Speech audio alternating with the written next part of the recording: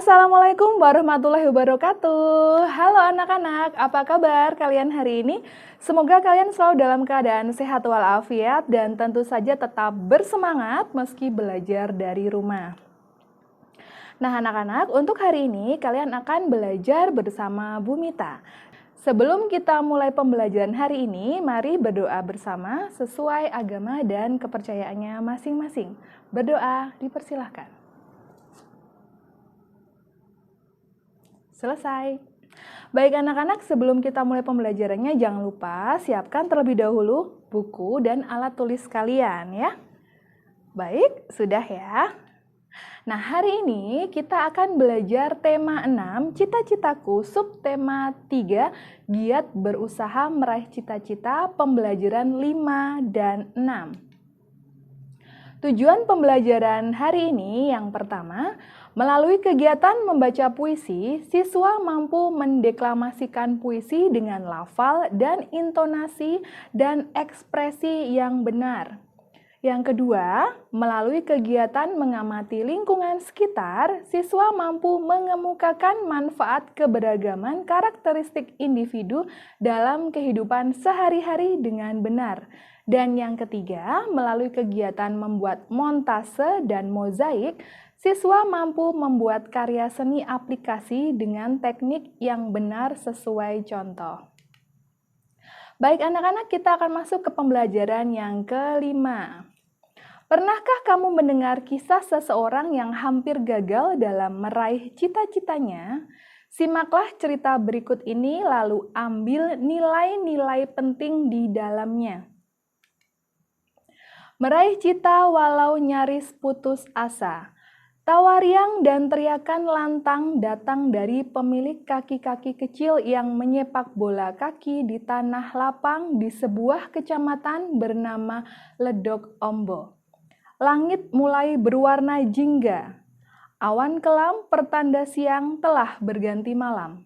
Pemilik kaki kecil itu pun kembali ke rumah berkumpul dalam hangatnya keluarga dan sejuknya udara desa. Kini kaki-kaki kecil itu telah menjadi kaki-kaki yang kukuh dan lincah menari di atas rumput hijau stadion besar. Pemilik kaki-kaki kecil itu adalah Bayu Gatra Sanggiawan. Pemuda ini lahir pada tanggal 12 November 1991 di Kecamatan Ledok Ombo, Kabupaten Jember, Jawa Timur. Telah lama ia ingin menjadi pemain sepak bola profesional. Pada tahun 2005, Bayu bergabung dengan tim kebanggaan warga Jember, yaitu Persit Jember.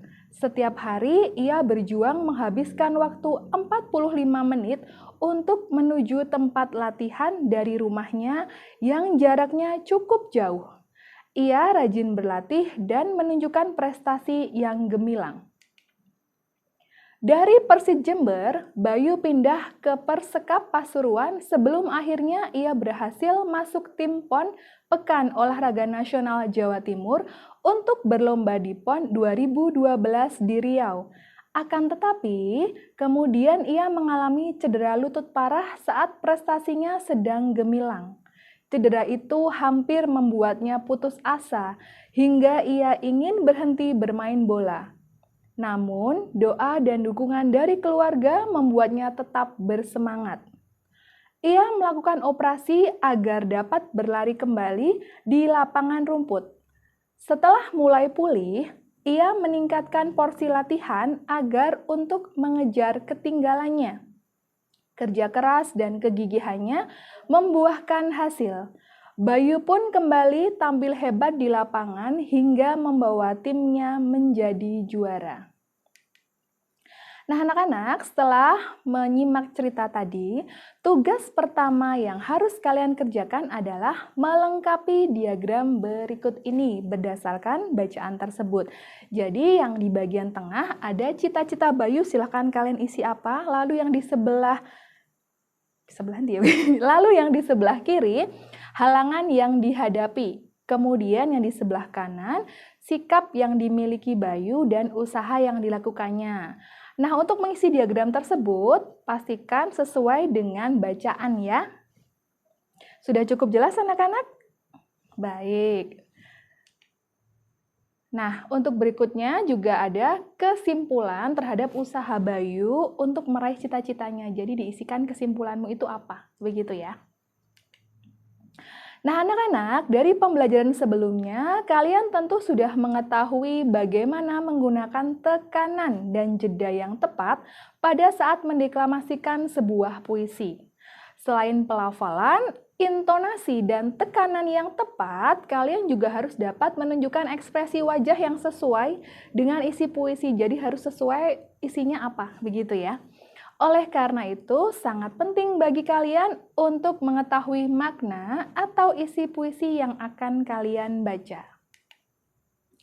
Nah, apabila puisi yang dibaca itu tentang harapan dan doa, ekspresi wajah juga harus mendukung, yaitu berekspresi yang sama seperti saat kalian sedang berdoa. Jadi harus khusyuk begitu ya.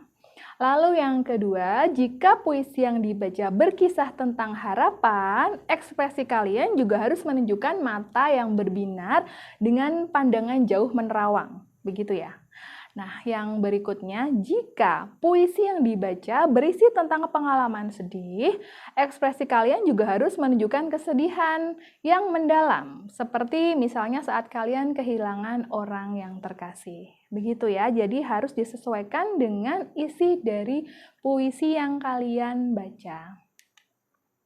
Kalian dapat melatih perubahan ekspresi wajah dengan menggunakan cermin atau bisa juga dengan bantuan teman, saudara, ataupun keluarga di rumah. Setelah kalian menghafalkan puisi, kalian dapat menjiwai puisi dengan menempatkan diri sebagai bagian dari isi puisi tersebut. Jadi dibayangkan kita ada dalam posisi si pembuat puisi, begitu ya. Setelah belajar tentang puisi, berikutnya kita akan belajar mengenai kekhasan dan keunikan tempat ibadah tiap umat beragama. Indonesia memiliki banyak keragaman. Ada keragaman apa saja anak-anak? Budaya, ras, kemudian suku bangsa, dan juga bahasa. Nah, selain itu, negara kita juga terdiri dari beberapa agama. Agama apa saja anak-anak sudah hafal ya? Ayo kita ulang bersama-sama apa saja ya? Yang pertama ada agama Islam, lalu Kristen, kemudian Katolik, Hindu, Buddha, dan Konghucu. Apakah kalian masih ingat nama tempat ibadah masing-masing agama? Ayo, masih ingat tidak? Oke, kalau mungkin ada yang lupa, kita ulang bersama. Untuk agama Islam, beribadah di masjid. Untuk Kristen dan Katolik, tentunya di gereja. Lalu untuk umat Hindu, beribadah di pura. Untuk umat Buddha, beribadah di wihara. Dan untuk yang beragama Konghucu, beribadah di kelenteng.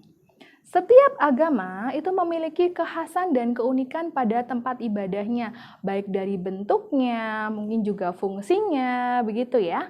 Kekhasan dan keunikannya dipengaruhi oleh fungsi dan budaya masyarakat sekitar yang menggunakannya. Jadi biasanya setiap daerah akan ada kekhasan dan keunikan daerah satu dan daerah yang lainnya tentunya akan berbeda-beda. Nah, sebagai tugas yang kedua, tugas kalian adalah mengisi tabel kegiatan keagamaan pada tempat ibadah. Langkah-langkah yang perlu kalian lakukan, yang pertama adalah mengamati berbagai tempat ibadah yang ada di daerahmu. Kemudian, carilah informasi tentang apa saja dan kapan saja tempat ibadah itu dimanfaatkan oleh umatnya. Untuk tabelnya, silakan lihat di buku paket atau bisa juga melihat gambar berikut. Di situ ada tempat ibadah, ada 5 gambar. Nah, yang di sebelah kanan silahkan dituliskan kegiatan keagamaan yang dilakukan di tempat peribadatan tersebut. Lalu untuk yang terakhir, tuliskan kesimpulan tentang kekhasan dari masing-masing tempat ibadah tersebut. Sudah cukup jelas ya untuk tugas yang kedua? Oke, baik anak-anak, berikutnya setelah kalian mempelajari tentang tempat peribadatan umat beragama dan bagaimana umat beragama tersebut menggunakannya, kali ini kalian akan membuat sebuah karya seni rupa tentang perayaan keagamaan dan rumah ibadah sebagai objeknya dalam bentuk montase. Apakah kalian masih ingat apa itu montase? Montase merupakan karya seni yang dibuat dari berbagai foto atau gambar yang digabungkan dengan gambar tangan. Gambar-gambar tersebut bisa terdiri atas berbagai macam gambar yang berasal dari foto, bisa juga majalah ataupun bahan yang lainnya. Gambar-gambar itu diatur sedemikian rupa sehingga membuat gambar baru yang mencapai makna. Untuk contohnya, kalian bisa perhatikan gambar berikut. Jadi di situ yang di gambar sebelah kiri itu ada gambar pemain basket tapi juga digabungkan dengan jalan dan ada mobil-mobilnya ya. Nah, itu adalah salah satu contoh montase. Jadi diibaratkan mungkin bermain basket di pinggir jalan raya begitu ya. Atau di jalan begitulah, di perumahan mungkin ya, karena kalau di jalan raya berbahaya juga. Nah, yang di sebelah kanan itu ada gambar, ada pilot, kemudian ada pesawat, lalu ada juga gambar orang yang sedang berjalan dan ada gambar bunga. Untuk yang di bagian bawahnya itu ada gambar seperti arsiran menggunakan pensil warna ya. Jadi kan memang penggabungannya selain gambar yang ditempel juga ada gambar kreasi kalian sendiri. Begitu ya. Nah, tugas yang ketiga, nanti anak-anak membuat montase perayaan keagamaan dan rumah ibadah.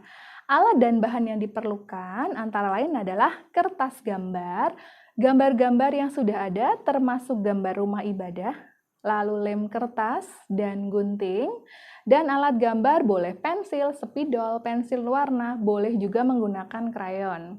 Nah, cara kerjanya cukup mudah, nanti anak-anak potong atau guntinglah gambar-gambar yang telah disiapkan mengikuti bentuknya.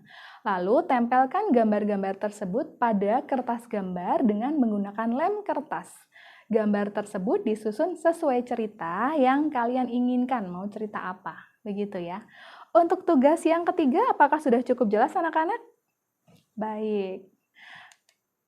Baik, berikutnya kita akan masuk ke pembelajaran yang ke-6.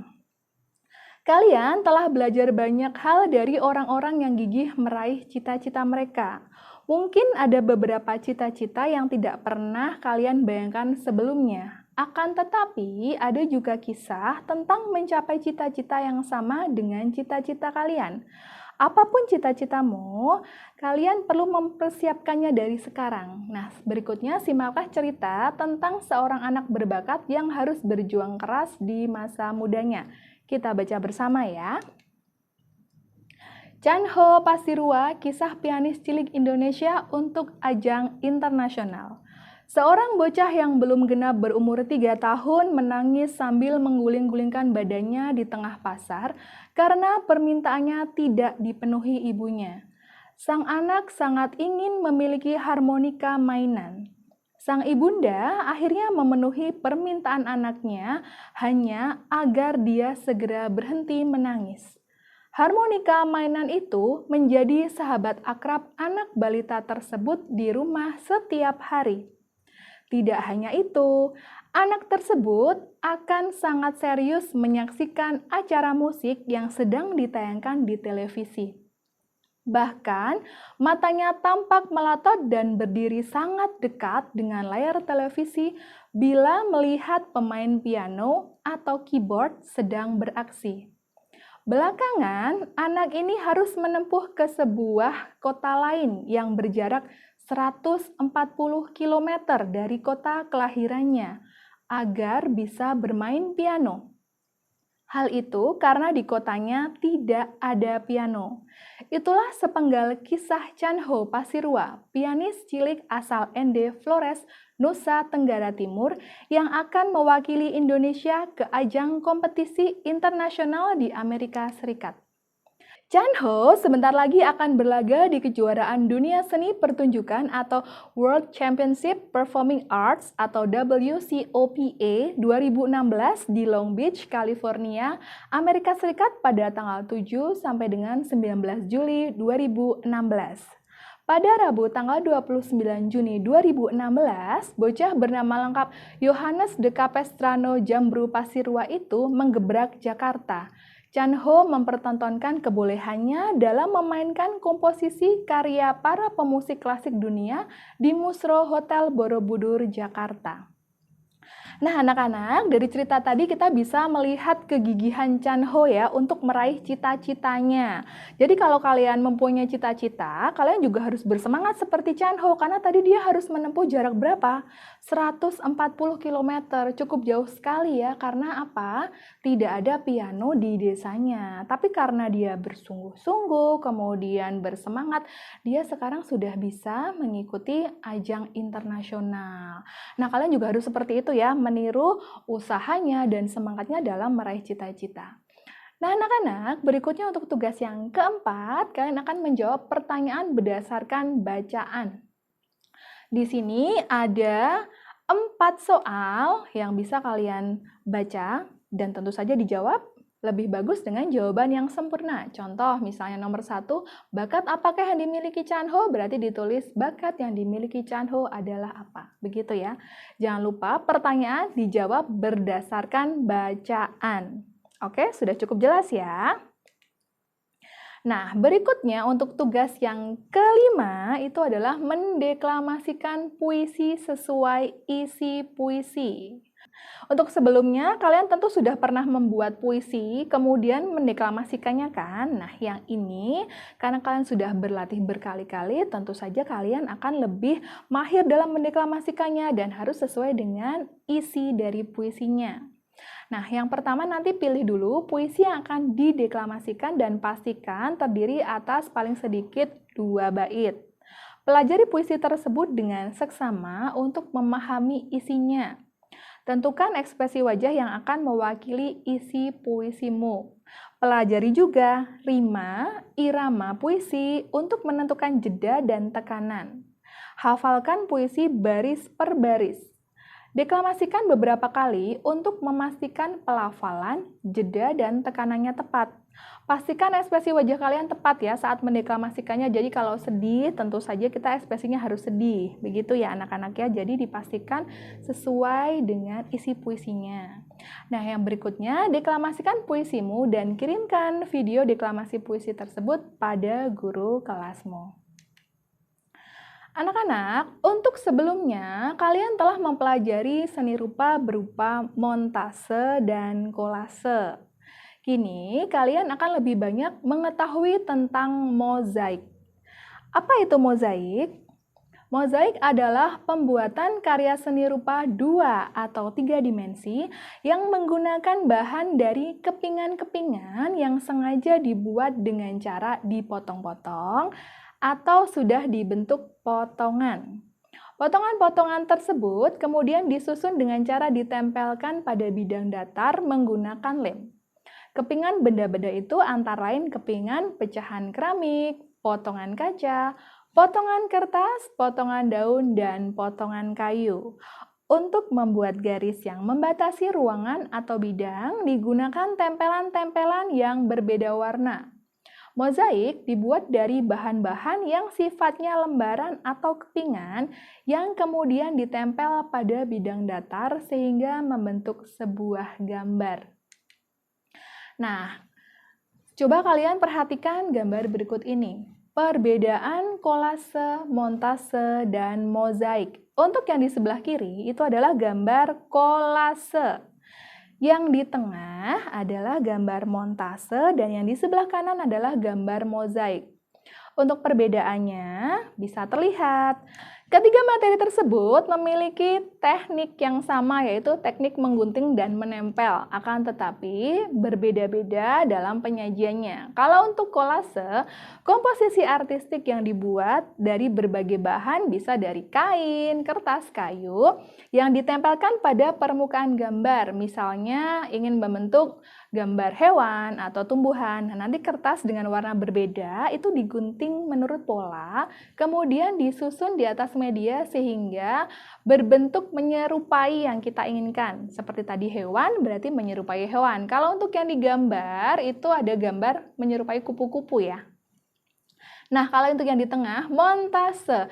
Itu ada beberapa gambar yang digunting, kemudian ditempelkan kembali ke media. Jadi misalnya gambar yang ada di gambar itu adalah gambar masjid, lalu ada gambar pohon, ada gambar matahari, begitu ya. Nah, yang untuk bidangnya yang di kertas itu boleh diberi warna-warni seperti yang dicontoh, itu ada merah, kuning, hijau. Nah, untuk mozaik itu adalah seni dekorasi bidang dengan kepingan bahan keras berwarna yang disusun dan ditempelkan pada pola gambar yang sudah ada. Seperti contoh di sini ada gambar mozaik ikan. Nah, ada batasannya. Untuk batasannya diberi warna yang berbeda. Nah, berikutnya tugas kalian untuk tugas yang keenam adalah membuat mozaik sesuai pola yang diinginkan. Untuk alat dan bahan yang perlu dipersiapkan, yang pertama adalah kertas origami, kertas koran atau majalah bekas, dan biji-bijian. Yang berikutnya adalah lem, pensil, penghapus, kertas gambar, kemudian gunting atau pelubang kertas. Untuk caranya, buatlah sketsa atau gambar pola pada buku gambar sesuai dengan keinginan kita. Lalu potonglah kertas tersebut menjadi potongan kecil-kecil dan tempelkan satu persatu potongan kertas yang sudah disiapkan pada sketsa atau gambar pola yang telah dibuat. Yang terakhir, tutupi pola secara menyeluruh dengan kertas warna-warni sesuai dengan keinginanmu. Nah, anak-anak, untuk pembelajaran kali ini cukup sampai di sini ya. Apa saja ya yang kita pelajari hari ini? Yang pertama, setelah membaca puisi, kalian mampu mendeklamasikan puisi dengan lafal, intonasi, dan ekspresi yang benar. Yang kedua, setelah mengamati lingkungan sekitar, kalian mampu mengemukakan manfaat keberagaman karakteristik individu dalam kehidupan sehari-hari dengan benar. Yang ketiga, setelah membuat montase dan juga mozaik, kalian mampu membuat karya seni aplikasi dengan teknik yang benar sesuai dengan contohnya. Nah, anak-anak, tidak lelah Bu Mita juga selalu mengingatkan kalian untuk selalu mematuhi protokol kesehatan, yaitu memakai masker, menjaga jarak, mencuci tangan, menggunakan hand sanitizer apabila kita selesai menyentuh barang-barang di tempat umum, dan juga selalu menjaga daya tahan tubuh. Baik, terima kasih sudah mengikuti pembelajaran hari ini. Untuk materi selanjutnya adalah di tema 7, Indahnya Keragaman di Negeriku, subtema 1, Keragaman Suku Bangsa dan Agama di Negeriku. Wassalamualaikum warahmatullahi wabarakatuh.